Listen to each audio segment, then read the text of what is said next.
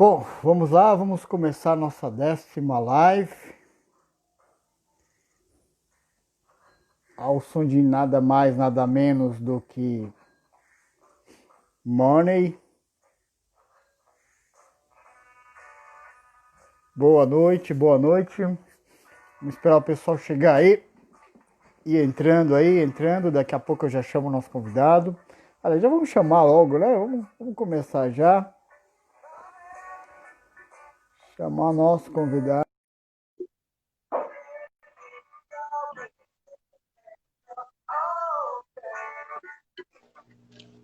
Boa noite, doutor Rafael. Boa noite, Fernando. Como é que tá? Tudo bem aí? Tudo tranquilo. Gostaria de começar parabenizando pela trilha sonora. Então, rapaz, é uma coisa que interessa muitos, é quase todos. Exatamente. Bom, vamos lá, vamos dar pausa, porque o assunto aqui é longo e eu não quero perder nenhum minuto de vista, né? Primeiramente, obrigado por ter atendido aí a nosso pedido, humilde pedido. O tempo que vai nos conceder hoje é riquíssimo e eu queria pedir autorização para a gente deixar o conteúdo disponível no YouTube, porque eu sei que muitas pessoas gostariam de estar assistindo agora, mas não vão poder, e com isso, a dúvida que eles tiverem, aí a gente vai pedir para o senhor deixar o seu contato aí, e a dúvida que eles tiverem futuramente, eles possam falar e assistir aqui mesmo, né, para poder acompanhar um pouco do que a gente vai falar. É um tema muito longo e importantíssimo, então eu vou tentar ser o mais breve e sucinto possível para a gente poder ganhar com esses 57, 59 minutos que o Instagram nos dá, né? Bom, boa noite a quem já está chegando. Eu vou falar um pouco então sobre o nosso tema, nossa 10ª live hoje do Compreender. O tema é startups e os caminhos legais para começar a empreender. O nosso entrevistado hoje, o Dr. Rafael Duarte, ele que é advogado, especialista em direito negocial e em direito imobiliário, com atuação focada no consultivo jurídico de empresas, né? Uma coisa que poucos sabem é que o nosso convidado gosta muito de ler literatura quando tem seu tempo hábil aí, que acha que não é muito tempo que está hábil, mesmo com essa pandemia, né, doutor? Mas se trabalha muito. Não tem como ser diferente, né? Bom, boa noite aqui. E vamos lá. Antes, doutor Rafael, eu vou falar um pouco sobre os dados estatísticos que nos envolveram ao tema, ok? Bom, startup, o que a gente fala muito é que é uma empresa jovem, né? Com um modelo de negócio receptível, né? E escalável, acho legal essa palavra, receptível e escalável, que tem um ambiente de incerteza, tendo que trazer inovações, por maioria das vezes, no meio de tecnologias. Assim, nem toda startup é o uso de tecnologia especificamente, né? Mas a maioria delas sim. E no Brasil, nós temos o Nubank, para quem não conhece, começou como startup, Via Bolso, Quinto Andar, a Loja, né? Contabilizei, Creditas e Amaro. São startups. A Uber, a Airbnb, Instagram, a Pinterest, também já foram startups. Hoje são companhias multimilionárias, então já não é mais uma coisa pequena, uma ideia pequena. Tinha a sua dor ali, mas já foi bem contornada. Hoje já tem um grande corpo aí, né? E segundo o site Startup Base, eu vou falar aqui, o segmento que mais cresce dos 3, segundo o site, aqui no Brasil, a educação, ela tem 787 startups no Brasil. As EdTechs, eles costumam chamar. EdTechs, né? Isso. Porque é ligado para a educação, né? Exato. E aí, entre outras, tem 703, que não são muito, não são específicas. E em terceiro, olha que interessante, hein, doutor?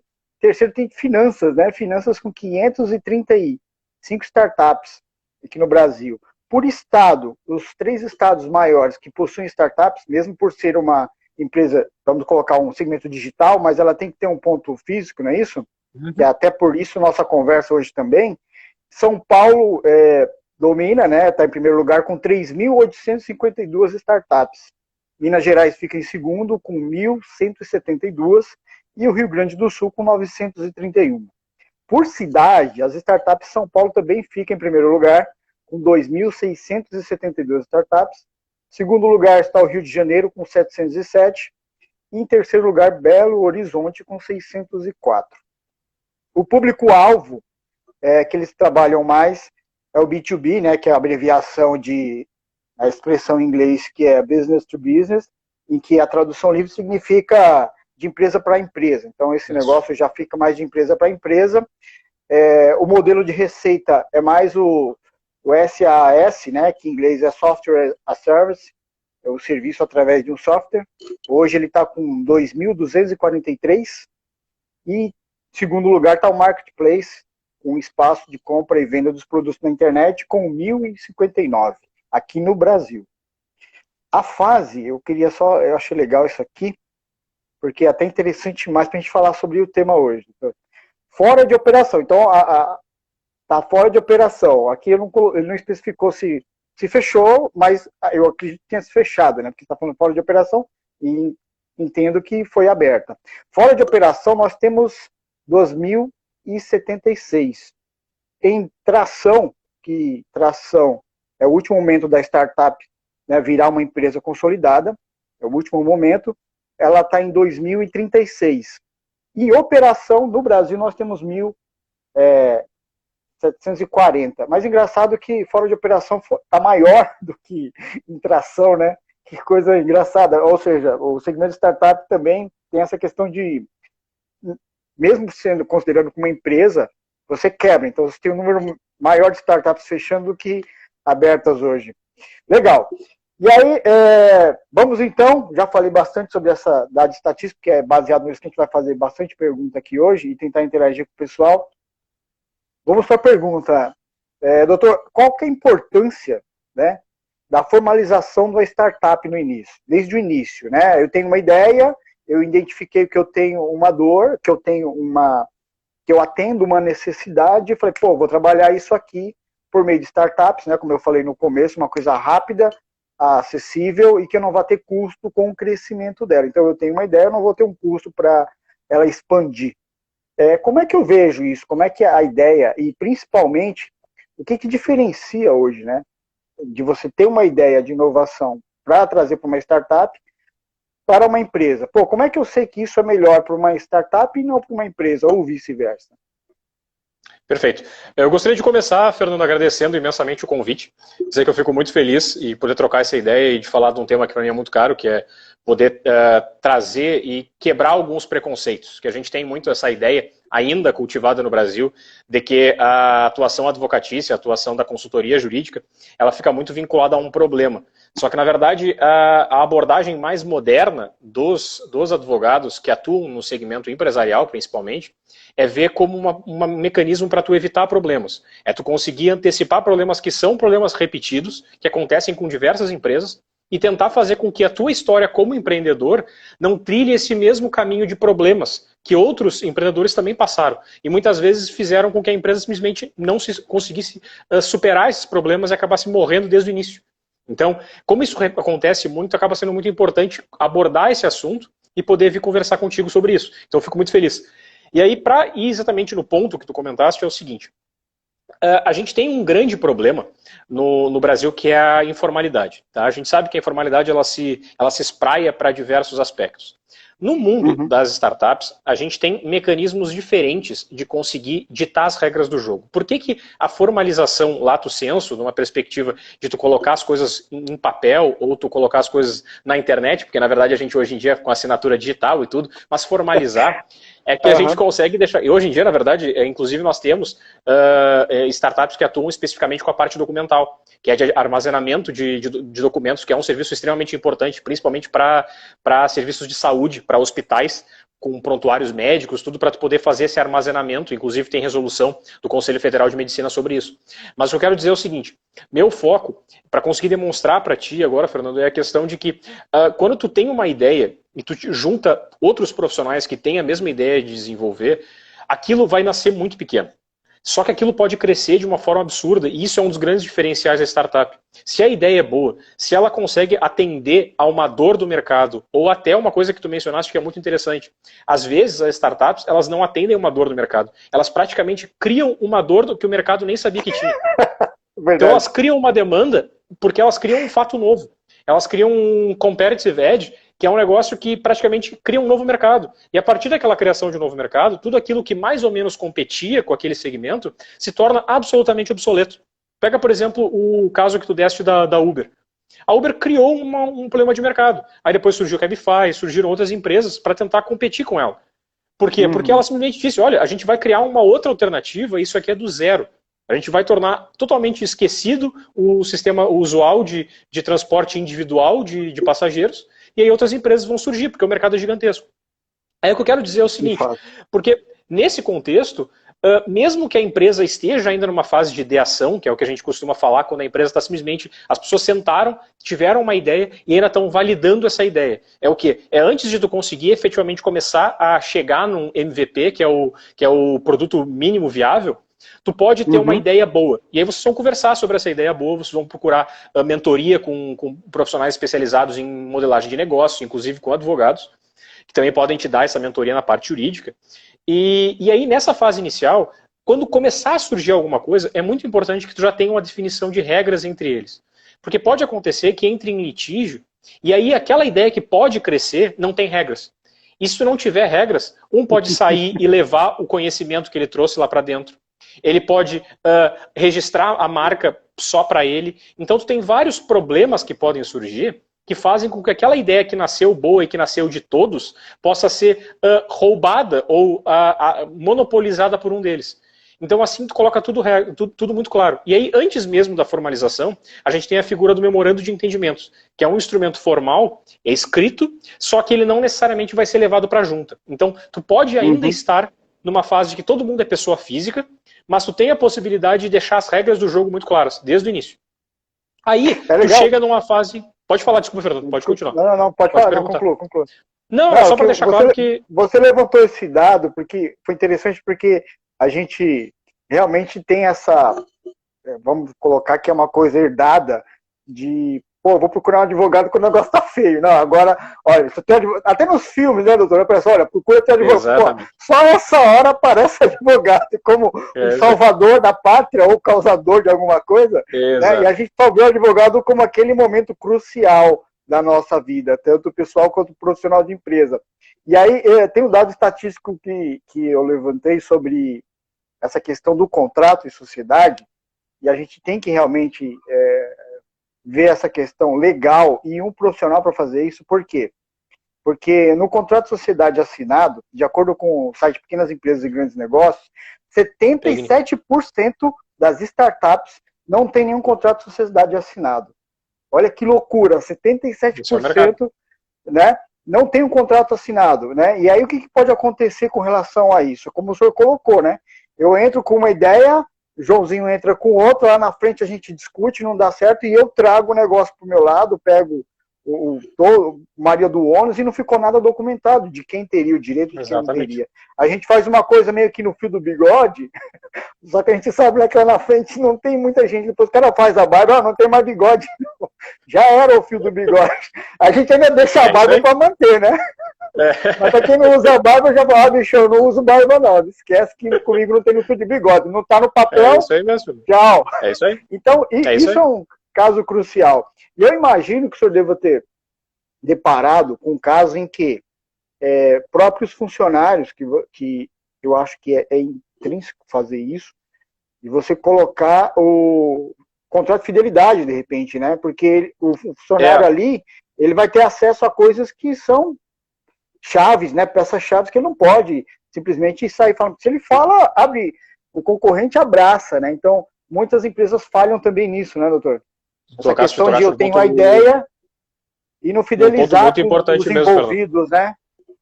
Sem dúvida, porque isso, na verdade, a gente tem um nome específico, que é o nome que a gente utiliza muito no ambiente de startups, que é o NDA, que é o Non-Disclosure Agreement. Só que, na verdade, ele nada mais é do que um acordo de confidencialidade. Por quê? Porque, principalmente no ambiente de inovação tecnológica, que é o ambiente das startups, tu sempre vai ter algum diferencial tecnológico, que é um conhecimento, que é uma propriedade intelectual, que é o diferencial daquela empresa. Às vezes pode ser o código-fonte do software que foi criado, pode ser algum estudo que eles fizeram em termos do que é usualmente praticado no mercado em que eles querem entrar. E a partir disso eles descobriram uma maneira para otimizar recursos e fazer com que tu consiga entregar para o cliente final, seja ele B2C ou B2B, um produto que é mais barato, mas que gera essa capacidade de repetibilidade e de escalabilidade, que são os diferenciais da startup. E isso vai fazer com que essa informação ela passe pelas mãos de várias pessoas. Pode ser por funcionários, se a empresa já tem funcionários na empresa, porque muitas vezes é só os sócios, só os founders. Mas entre os próprios founders, entre fornecedores, que eles podem vir a ter contato com informações importantes. Então, tudo isso tem que estar muito claro em todos os contratos. Todos esses contratos, e é por isso que a assessoria entra muito importante nisso. Porque, hoje em dia, a gente saiu de um mundo, que a gente foi criado num mundo muito materializado, na ideia de que o patrimônio ele está integrado em coisas materiais. É a ideia do patrimônio imobiliário. Verdade. Só que hoje em dia, o patrimônio tangível não é o patrimônio efetivo, onde está contabilizada a riqueza do mundo hoje em dia. Só tu pensar, por exemplo, empresas como a Amazon, empresas como a Netflix, empresas como, sei lá, o próprio Uber. Tu vai olhar o Uber é que não tem um carro, física, né? O Uber não tem um carro exatamente. Dele. Tu tens o quê? A tu tens patrimônio intangível. Airbnb, exatamente. Se tu for pegar toda essa estrutura de economia compartilhada, tu vai conseguir perceber que o fundamento dela é a intangibilidade patrimonial. É a ideia de que o conteúdo de riqueza, ele está no conhecimento técnico e ele está nesse diferencial competitivo. Ele não está em patrimônio. E aí, nesse contexto, tu imagina uma startup. Ah, beleza, a gente tem um diferencial competitivo que pode fazer com que a nossa empresa possa escalar em 6 meses, e aí uma outra pessoa foi lá, teve informação, teve acesso àquele conhecimento, não teve nenhum vínculo contratual impedindo que ela use essa informação, que ela obteve acesso em decorrência de algum privilégio por algum contrato, algum vínculo, e ela vai lá e simplesmente utiliza aquela informação para fins diversos. Usa para ela, usa para um terceiro, vende essa informação. É a famosa espionagem corporativa, que é extremamente forte. Então, muitos desses instrumentos, eles saem de um ambiente corporativo tradicional. Então é por isso que a gente costuma falar muito que não existe direito de startups. Existe direito para startups. Porque tu não reinventa a roda. O que tu faz é conseguir adaptar instrumentos jurídicos que já estão consolidados para uma realidade moderna e uma realidade mais célere. Então tu muda até teu pensamento. Porque o advogado que tem que atuar nesse ambiente, ele tem que conhecer o modelo de negócios do cliente, ele tem que acertar a conversa com ele tem que saber que as respostas são mais rápidas. Então, tu tem que mudar isso, tu tem que conseguir adaptar para tu poder falar a língua do cliente e poder falar a língua do empreendedor para que as coisas fluam e vocês consigam estar todos no mesmo mundo, né? Porque senão cada um fica fica a conversa de louco, né? Torre de Babel. Mas olha, e esse ponto que você levanta realmente, porque o profissional especialista realmente ele tem que ter uma especialidade para isso, porque não é uma coisa como o direito penal, né, que você tem ali até nos filmes falando. Hoje muita coisa que acontece a gente não tem uma ideia legal, e eu digo isso por experiência própria, eu não tenho uma ideia legal do que pode acontecer ou não com relação a esse mundo digital que nós vivemos e que tanto nos facilita a vida, né? Então, com certeza, a ideia de você, como você colocou, de não inventar a roda, né? Mas sim você trabalhar para as leis, para as startups. Legal. Vamos para a segunda aqui, doutor. E se não formalizar, né? Se não abrir o CNPJ, há alguma forma dos sócios ficarem mais seguros em relação ao societário? Perfeito. Eu acabei até, na verdade, comentando por cima, né, Fernando? Você colocou por cima, né? Isso, mas essa na verdade, a figura é importante, né? Sem dúvida. É porque a gente fala assim de empreender, desculpa cortar, a gente fala muito de empreender e a gente sabe que o empreendedor, ele quer mais primeiro realizar o sonho, saber se está dando certo, para depois formalizar o negócio. Não, cara, eu consegui vender pipoca, então agora eu vou virar um meio de pipoca, porque consegui vender. E a startup não é bem assim. Na verdade, nenhum pode ser assim, né? Porque senão você cai nesse meio termo aí de ser caçado e de sofrer com isso aí, né? A não formalização. Até porque eu penso que é mais difícil porque você está no meio online, né? Uma coisa é eu fazer a minha pipoca aqui, colocar num carrinho ali e vender. Aí tudo bem, é uma coisa que eu consigo comprar um pacote de pipoca no mercado, pegar no carrinho, totalmente só depende de mim. Agora, quando eu tenho que fazer uma coisa meia não, né? Totalmente, quase que totalmente hoje online, eu acho que o cerco fecha um pouco mais, né? Sem dúvida. E eu, até para conseguir responder desde o início, aí volto com aquela figura que eu comentei, que é o memorando de entendimentos. Só que a gente tem alguns fatores que são fatores bem importantes, né, Fernando? Ao mesmo tempo que a gente consegue entender e a gente orienta clientes quando eles estão numa fase muito embrionária da startup deles, ainda que é só uma fase de ideia, realmente, muitas vezes tu vai pensar que não faz lá muito sentido tu formalizar, sendo que tu nem sabe se efetivamente aquilo ali pode ser um produto ou um serviço a ser comercializado. Às vezes, simplesmente, tu não tem uma ideia que possa ultrapassar essa filtragem inicial. Então, a gente fala muito sobre aquele critério do MVP, que é o mínimo produto viável. Tendo o produto viável, tu já consegue sentir, bom, isso aqui pode entrar no mercado e começar a contratar. Só que qual é a vantagem de tu formalizar? Se a gente for falar sobre formalização, tem uma vantagem que eu considero a vantagem mais importante, que aí usa como referência uma citação do Delfim Neto, que foi ministro da Fazenda, que é de que a parte mais sensível do corpo humano é o bolso. Se a gente for utilizar esse critério, tributar na pessoa física sempre é pior.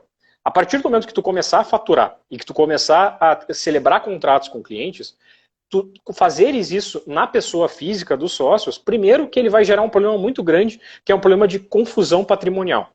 Porque qual é a principal segurança que tu tem quando constitui uma pessoa jurídica? Tu diz o seguinte, tu diz que aqui, ó, a gente criou a pessoa jurídica Startup 2, o nome da startup. Só que a Startup 2 tem o João, o José e a Maria como sócios.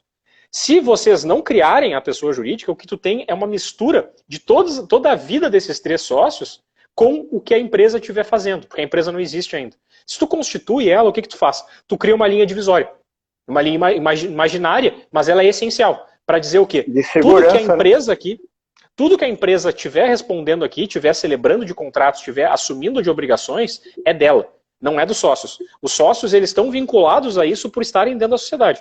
Mas agora o patrimônio dessas empresas aqui está separado. A gente pode falar em desconsideração da personalidade jurídica? Pode. Mas hoje em dia, a gente tem uma maior proteção nesse aspecto. E constituir a sociedade serve para isso. Para dizer, olha, o que é meu, e aí eu fico vinculado ao que eu coloquei dentro da empresa.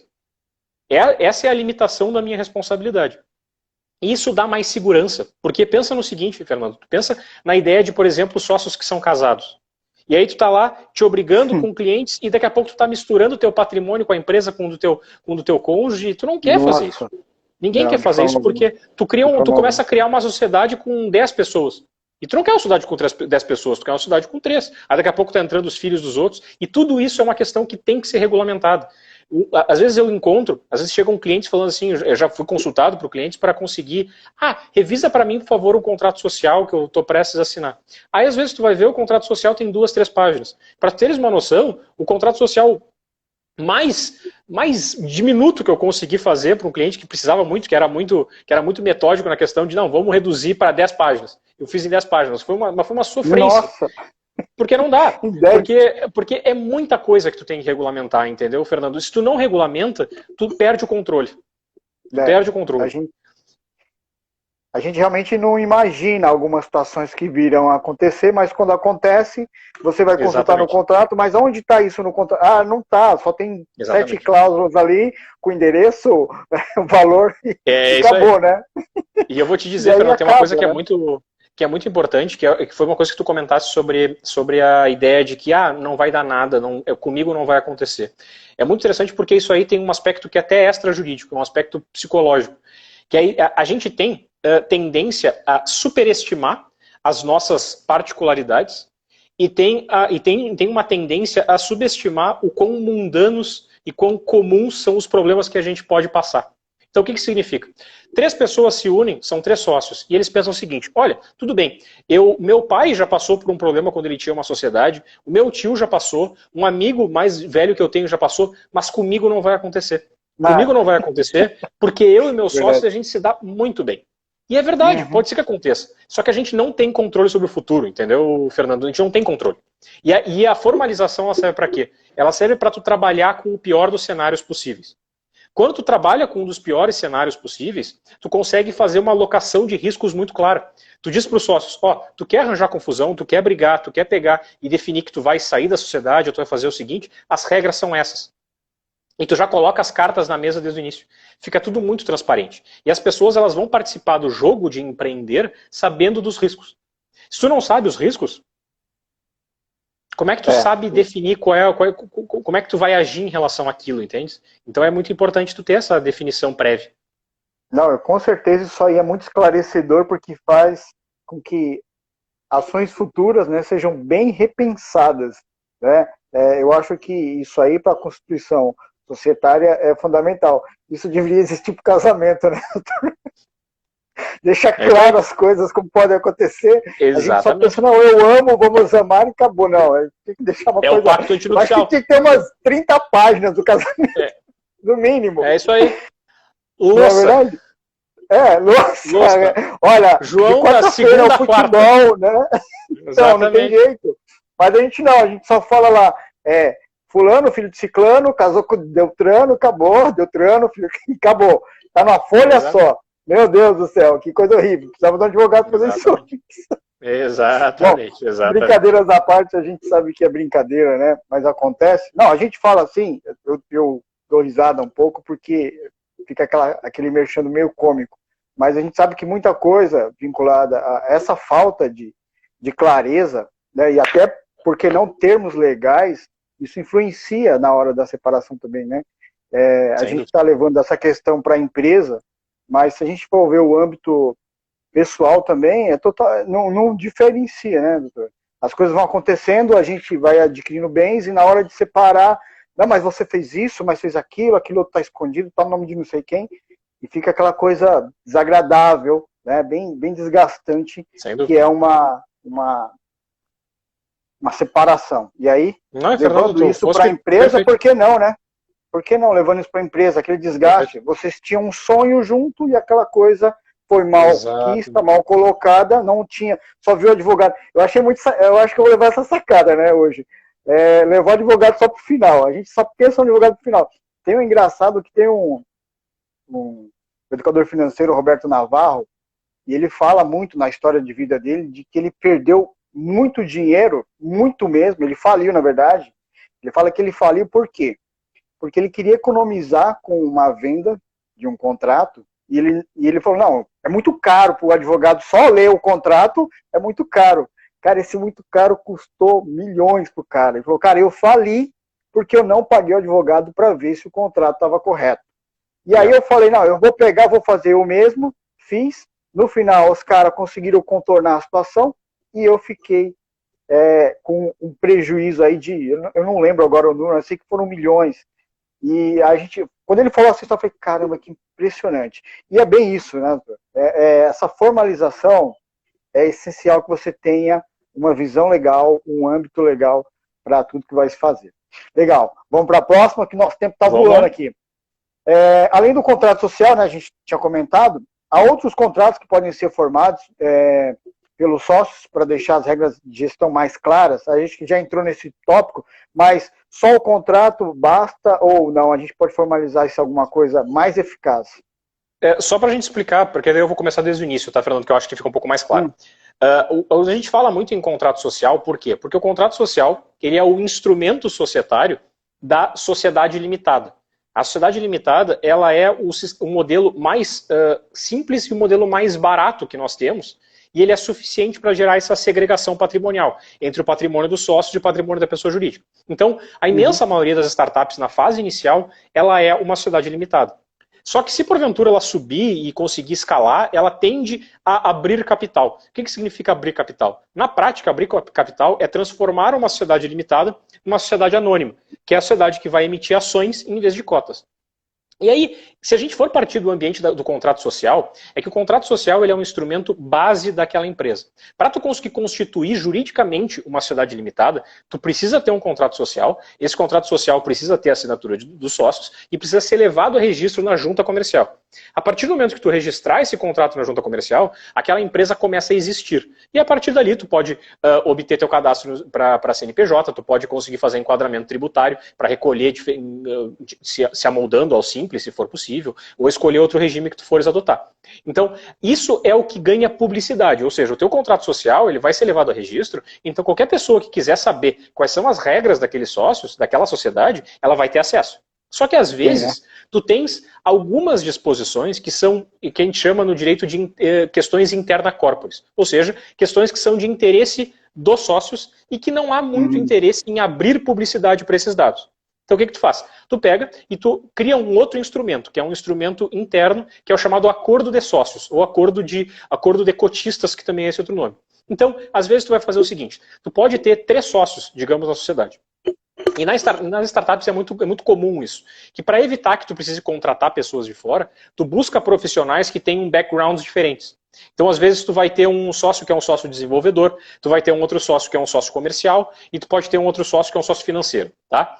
Então, internamente disso, tu vai ter sócios com especialidades. O que tu pode fazer dentro do teu contrato social?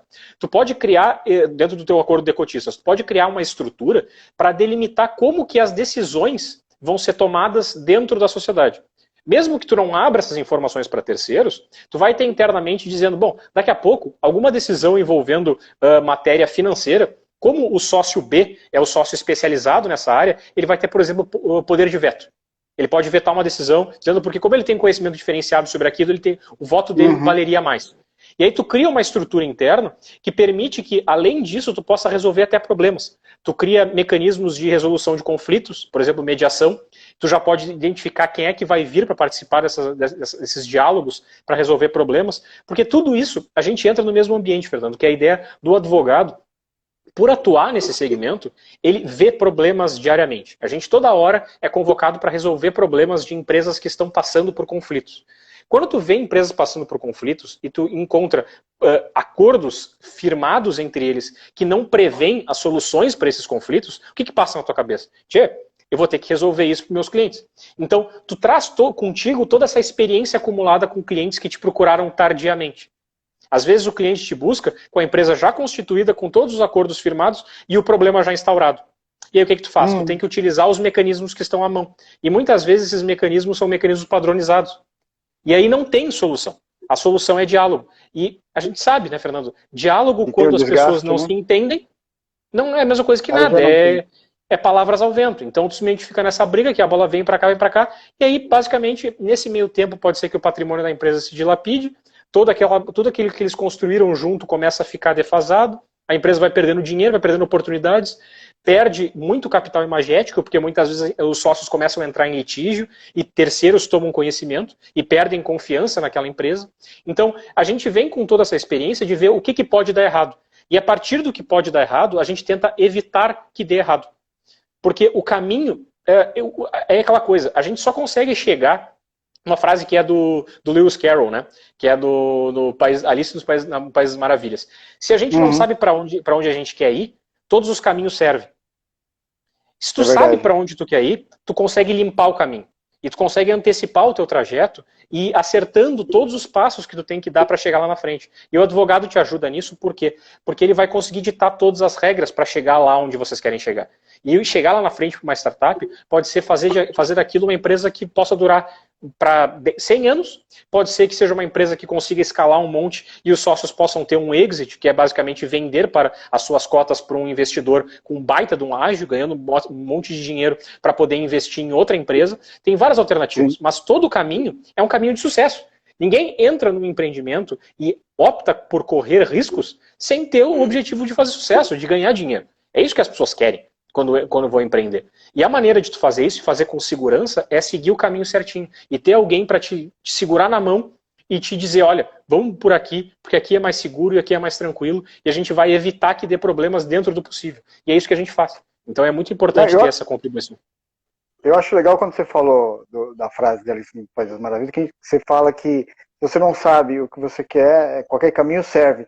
E aí está o papel, como você colocou, de fazer um contrato bem estruturado, porque a visão legal do profissional, no caso, vocês, é dizer também qual é o caminho errado, né? Então eu sei qual é o caminho certo, mas às vezes eu não enxergo o caminho errado. A gente não passa pela cabeça que existe aquela alternativa que é errada. E aí cabe sim o profissional nessa hora falar, olha, se aparecer esse caminho, não vai. Se for por esse caminho, vai dar errado. A gente só fica centrado no certo, mas também é necessário, né? Conhecer o errado, não por aí é que tá, né? Não por experiência, né? Evitar a experiência de fazer o errado, Exato. como acontece muitas das vezes, né? A eventualidade de você tentar. Foi até uma frase que o Tia Les Maciel colocou aqui: sem o Dr. consultoria sai Thiales, mais um abraço caro. para ele. Ah, tá. Ele colocou aqui, ó, sem consultoria sai mais caro ainda. Precisamos mudar essa visão de que investir em prevenção é bobagem. E é bobagem Perfeito. cara, viu, Thierry? É bobagem caríssima. Né? Perfeito, ótima A gente frase. quer se aventurar aí e depois é mais caro. Não, eu não esqueço da história do Roberto Navarro, que ele conta que ele perdeu milhões porque ele não quis pagar um contrato, uma vista do advogado no contrato. Olha o perigo que existe na coisa aqui, né? Tem uma pergunta aqui, doutor, que assim, quais são os princípios de conflito que vocês mediam? Os principais conflitos? Ademilson, muito obrigado pela pergunta. E depende muito. A gente já passou por conflitos envolvendo saída de sócio que diz que quer sair e ele não tem mais interesse em seguir na empresa. Já teve conflitos que envolveram a utilização indevida de informações da empresa para terceiros.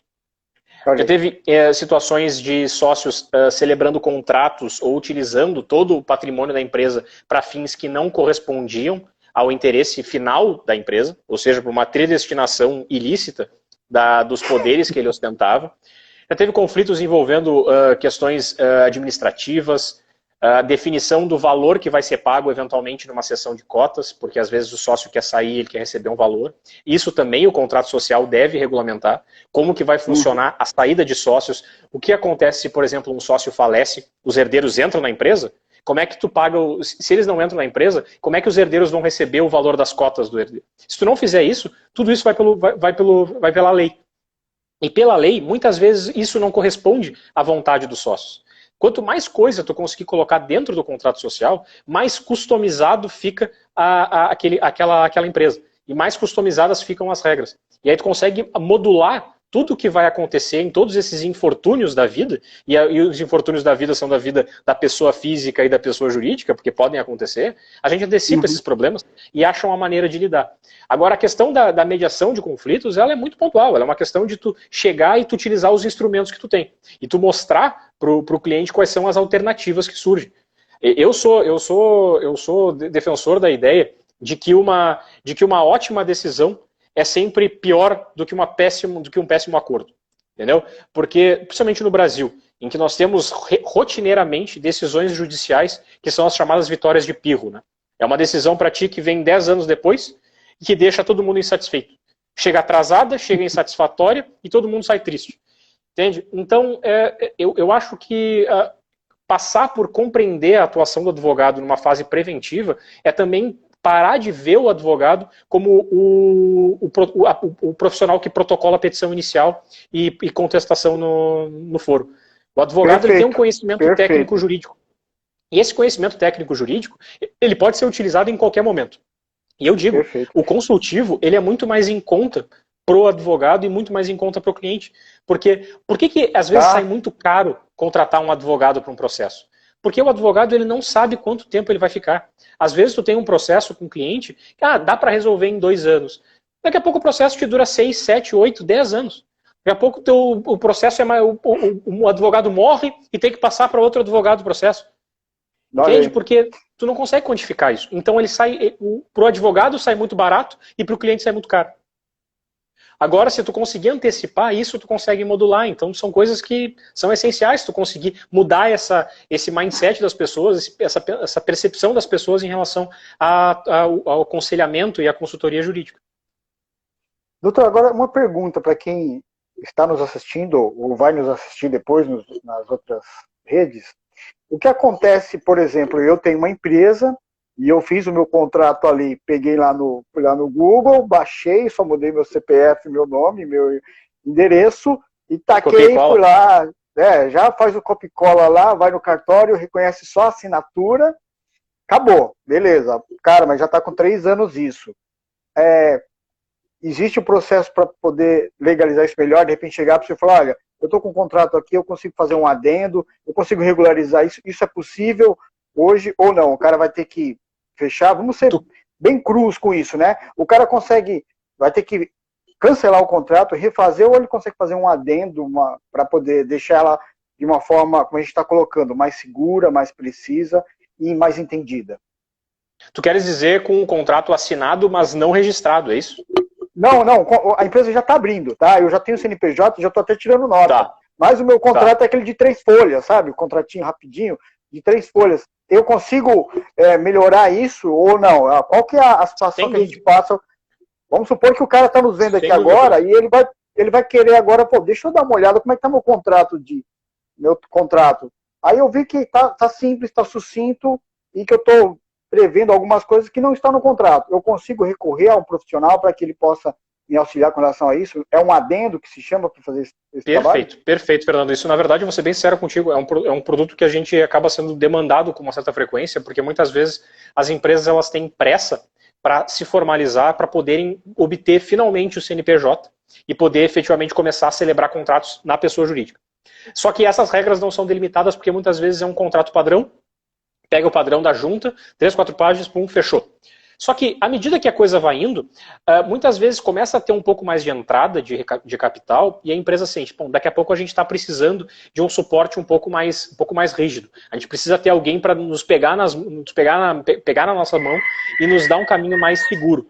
E aí o que passa por isso? O caminho é fazer um aditivo contratual ao contrato social. Isso pode ser feito sem nenhum problema. O que tu fazes? Tu pega, examina o contrato social que tem lá, e aí tu vai fazer um novo contrato social, se tu quiseres, e tu vai lá e tu altera aquele contrato que tu tem na junta. Tu vai lá e registra de novo. Qual é a grande questão nesse aspecto? É que tu só vai conseguir garantir que os efeitos daquele aditivo contratual produzam a partir do momento do registro. Então, se porventura tu tiveres algum problema lá atrás, fica preso àquela redação. Mas muitas vezes é tempo suficiente para regulamentar. Porque nessa fase inicial, um dos grandes problemas do contrato social são questões internas entre os sócios. E se o conflito não aconteceu e todo mundo está bem, é hora mais do que suficiente para conseguir atualizar o contrato social, promover um aditivo, consolidar e colocar um contrato social que era de 3 páginas e um contrato social de 10 páginas, regulamentando tudo, sem nenhum problema. É um serviço, inclusive, bastante comum. E a mesma coisa para o acordo de cotistas, para eventuais outros ajustes com prestadores, com prestadores, com fornecedores. Também pode toda hora tu atualizar o tipo de assessoria jurídica que tu tens, porque muitas vezes o que acontece, eu acho que tu pode até me chancelar nisso aí, né, Fernando? Até porque provavelmente tu já ouviu falar nisso. Muitas vezes o advogado, para empresas, é o advogado trabalhista. Sabe, aquela coisa de, me deu um problema, eu estou com passivo, vou procurar um advogado, o advogado vem e faz isso para mim. Só que muitas vezes tu precisa de um advogado que te dê essa parte societária, essa parte de formalização contratual. E com todo respeito ao profissional trabalhista, eu não consigo fazer o trabalho de um advogado trabalhista. Mas se o profissional ele se especializa numa área, ele muitas vezes não vai se especializar em outra. Então ele abre mão, toda escolha é uma renúncia, né, Fernando? Eu não consigo trabalhar com previdenciário, não trabalho com matéria trabalhista, então eu nem invento moda. Porque se eu for fazer, eu vou colocar o cliente num risco. A gente tem colegas que trabalham nisso que nos prestam essa ajuda. Mas é tudo muito importante a questão da especialização. E um profissional que conhece da área, conhece da matéria contratual, conhece da matéria societária, ele dá uma segurança porque ele sabe os problemas. E por saber os problemas, ele antecipa os problemas e evita os problemas, dentro do possível. Não, é o que a gente colocou aqui numa live uma vez, sobre a questão de você ter uma necessidade e aí você procura um clínico geral. Se eu tenho uma dor específica na minha coluna lombar, por que eu vou procurar um clínico geral? Né? Perfeito. Então, é bom, você até economiza tempo e você ganha com qualidade nisso. Né? Se o meu problema é tributário, se o meu problema é de empresa, né, ou é de funcionário, agora, se o meu problema é de contratual, eu tenho que procurar o específico, né? Porque aí eu tenho, é o que nós colocamos de especialista, né? Eu acho que é fundamental. Pô, o cara, mas aí fica mais caro. Bom, fica mais caro, mas fica mais seguro, porque você está lidando com o especialista para fazer esse trabalho. Você tem a sua segurança, que, como o senhor colocou, a princípio ainda sai mais barata, que foi muito legal essa sacada. É mais barato você pagar agora do que você pagar no final, porque você não tem uma uma visão de quando vai acabar ou quando pode acabar. E a coisa se Exatamente. estendendo, o remorso deve ser uma loucura, rapaz. Felizmente eu não passei por isso, mas deve ser uma loucura o cara passar por uma situação dessa, né? Ótimo. Podemos prosseguir aqui? Nosso tempo está acabando aqui, mas vamos prosseguir aqui, senão não vai dar para falar todas as perguntas. Agora, eu acho interessante a gente falar nisso, porque é um quesito muito doloroso, eu sei que você já falou, mas eu vou ter que retomar. Conflito entre sócios, né? Conflito entre sócios. Qual a importância que a gente tem, né, de antecipar esses potenciais conflitos que podem acontecer, vamos dizer, mornamente falando, né? Como é que a gente consegue fazer isso aí? É só no contrato mesmo? Tem alguma coisa que tem que ser reforçada ou não? É o termo legal, assistir, é uma coisa mais assistida e documentada? Fernando, a gente funciona assim, ó. O conflito entre sócios, ele na verdade, eu vou estar chutando aqui, porque eu não tenho os dados estatísticos, mas eu posso te dizer que possivelmente é uma das principais causas de extinção de empresas. Por quê? Porque é aquela coisa, é como tu bem fizeste esse paralelo que eu achei que ficou fora de série, que é o paralelo com o casamento. Quando tu casa com uma pessoa, vocês estão apaixonados. E se vocês estão apaixonados, vocês não estão pensando no que pode dar errado. E quando tu não pensas no que pode dar errado, tu não regula como resolver o que vai dar errado. Porque vai dar errado. A gente sabe disso. Vai dar problema. Uma hora vai deixar a toalha molhada em cima da cama, tu não vai baixar o tampo. Esse tipo de coisa vai acontecer, é natural. Se tu não consegue regulamentar isso com antecipação, tu não consegue regulamentar isso, tu não consegue antecipar os problemas e achar uma solução. Então, como é que a gente lida com isso? Em termos de onde colocar, isso é uma questão muito de estratégia de quanto que os sócios estão dispostos a abrir a maneira de resolução de conflitos. Porque tu pode colocar tanto no acordo de cotistas, quanto colocar no contrato social. Se quiser, pode colocar. Só que colocando no contrato social, terceiros vão saber. Se tu colocares só no acordo de cotistas, só os sócios sabem. Então tu pode muito bem escolher aquilo que eu comentei contigo, sobre a possibilidade de tu colocares poderes de veto de um sócio a depender da matéria. Tu pode colocar distribuição de maior autonomia para um dos sócios para determinar questões relativas à sua área de conhecimento. Tu delimita bem qual vai ser o quórum para decidir sobre determinadas matérias, sabendo que o quórum não pode ser inferior ao que está previsto no Código Civil, mas pode ser mais severo, tu pode exigir um quórum mais robusto, mais completo, às vezes 3/4, aí tu exige unanimidade. Só que aí tu tem esse jogo, que é um jogo complicado, que é o jogo de até que ponto tu deixa muito engessado, e esse engessamento pode vir a tornar inviável a continuidade da empresa. Então isso também é um jogo importante. Complicado. Sem dúvida. Então o que acontece? Muitas vezes tu pode trazer uma figura de autoridade. Tu estabelece muito bem que daqui a pouco, todos os 3 sócios respeitam muito o fulano que foi o mentor deles. Aí eles têm um conflito. E eles colocam dentro do acordo de cotistas, que surgindo um conflito, eles vão chamar o mentor deles e o mentor vai dizer, olha, vocês têm que fazer isso aqui, ou pelo menos ele vai servir como um mediador. E ele vai dizer, pessoal, não briguem dessa forma, vamos tentar abordar dessa maneira, tu cede aqui, tu cede ali, porque vem como uma figura de autoridade e resolve o problema. Porque o objetivo é um só, entendeu, Fernando? É o sucesso de todos. E muitas vezes num conflito, tu começa a ver aquele teu companheiro como um inimigo. E não é inimigo. O sucesso de um é o sucesso de todos. Só que no momento de briga, cara, tu fica cego.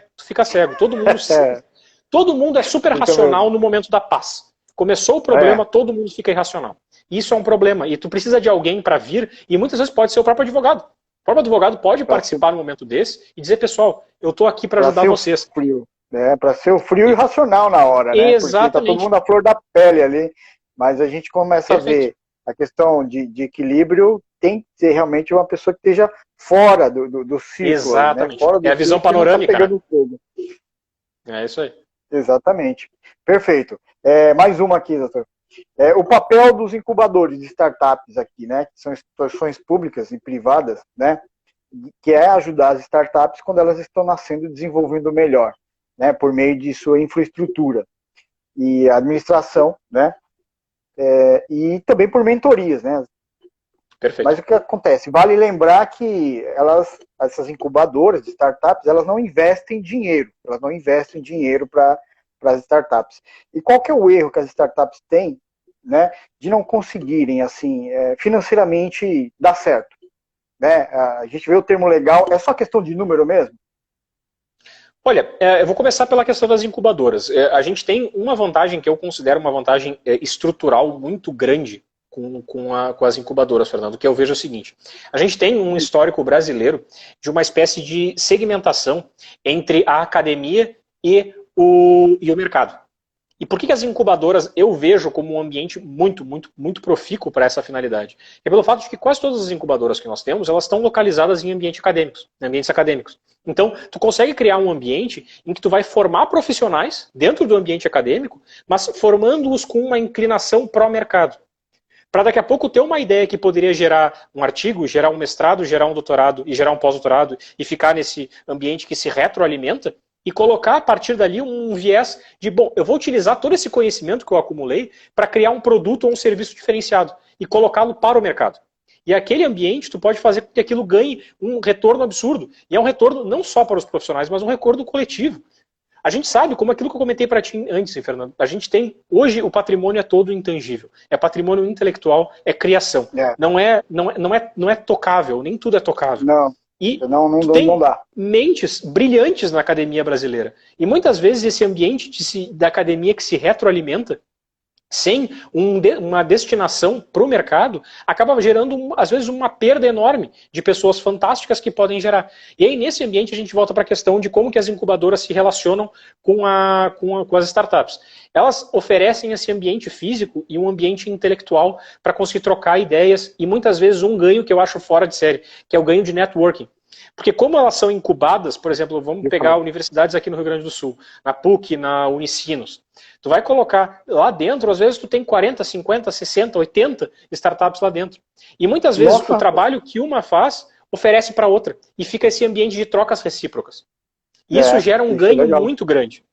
Porque todo mundo consegue crescer junto e consegue fazer com que todo esse ecossistema de inovação possa crescer conjuntamente.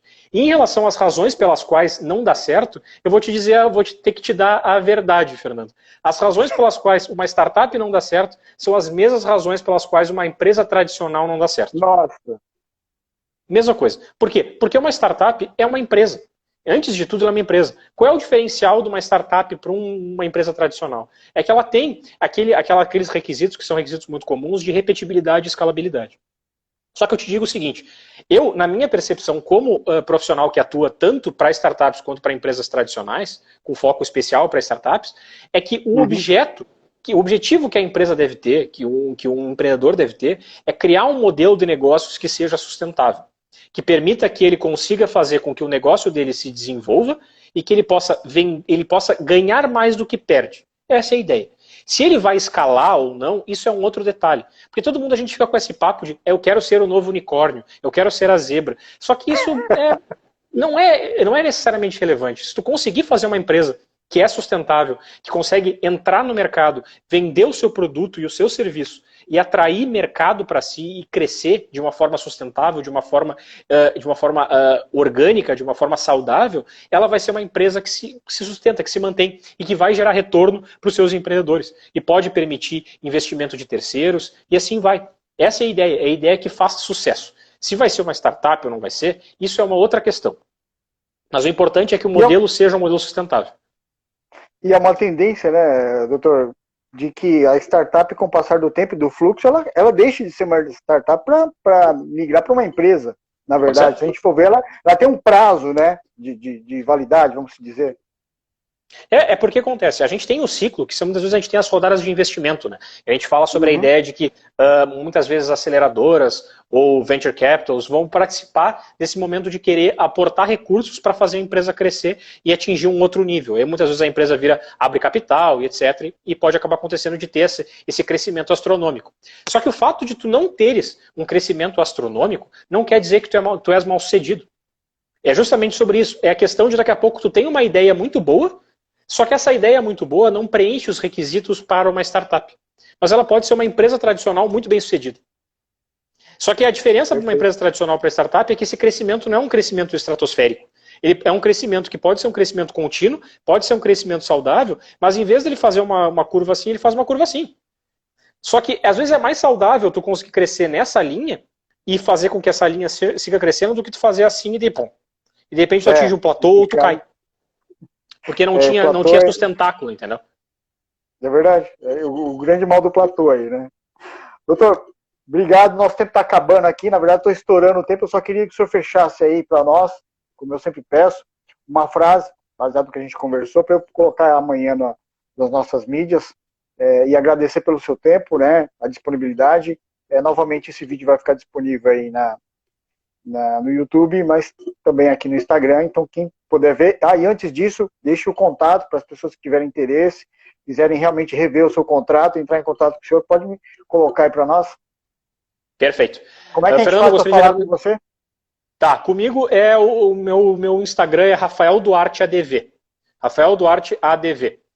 Eu falo sobre diversos assuntos, eu tenho vários vídeos ali que o pessoal quiser acompanhar. E aí, ali dentro, pode me mandar por direct que a gente vai conversando. Eu passo o meu contato também. A gente vai trocando ideias, porque o que eu quero é conseguir divulgar as informações. É muito importante, porque às vezes empreendedores te procuram com dúvidas, então eu fico à disposição. Rafael Duarte ADV. Qualquer coisa, depois eu te encaminho, Fernando, no contato, para colocar, inclusive, no YouTube, né? Que acho que de repente fica mais fácil para o pessoal encontrar.